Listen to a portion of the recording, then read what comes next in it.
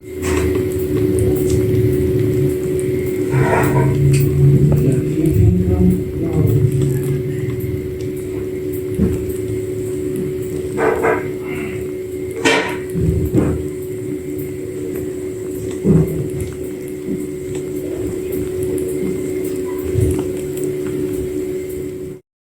الرحيم. هنعمل مع بعض النهارده بطاطس بالفراخ بطريقه تحفه جدا.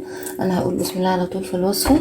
عندي هنا معلقه كبيره صلصه طماطم، وكمان عليهم معلقه هريسه بتاعه الفلفل، والمنكهات اللي عندي فلفل اسود وكزبره ناشفه وملح حسب الرغبه وتوم.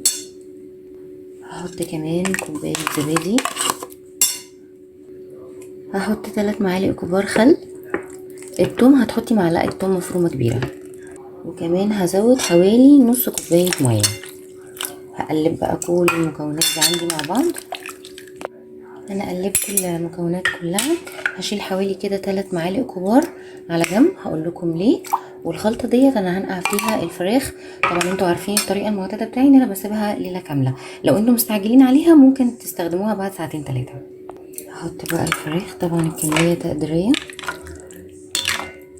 هسيبها بقى تتنقع، وبعد كده هقول لكم نكمل بقيه الخطوات ازاي. الخطوة التانية بقى، انا عندي بطاطس مقطعاها بالسمك دوت زي ما انتوا شايفين. ممكن تعملوا الخطوة دي ان انتوا تقلوها في الزيت، بس انا مش عايزاها تبقى تقيلة عليا قوي في معدتي، فهحط عليها كده معلقتين زيت بالعدد، وادخلها الفرن لمدة من ربع ساعة لتلت ساعة، بس تاخد عندي نص تحميرة بسيطة. بعد كده ما تطلع هقول لكم نكمل الخطوات ازاي. شكل البطاطس بعد ما خدت نص السوا، الصوص اللي انا خدته على جنب هو ده اللي انا هحطه على البطاطس. هقلبه كويس. بعد كده هبتدي بقى انزل بالفراخ عليها، وكمان بقيه الصوص.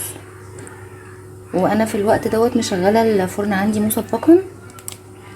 هغطيها بس كده الاول. هحط ورقه زبده وفوقيها كمان ورقه ألمونيوم.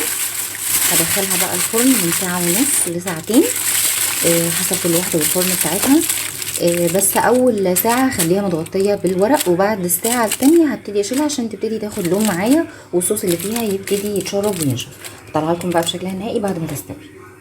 شكلها النهائي بعد ما استوت، عايزه اقول لكم بجد الفراخ دايبه، واللحمه بتطلع من العظم، والبطاطس طعمها تحفه ومتنعنعه بالصوص. اتمنى ان انتوا تجربوها، ويا ريت تسيبوا لي كومنت تقولوا لكم فيها ايه. ومتنسوش تفعلوا الجرس عشان يوصلكم كل جديد. ولو عجبك الفيديو لايك وسبسكرايب وشير، وان شاء الله هنزل لكم وصفات تانية جديده.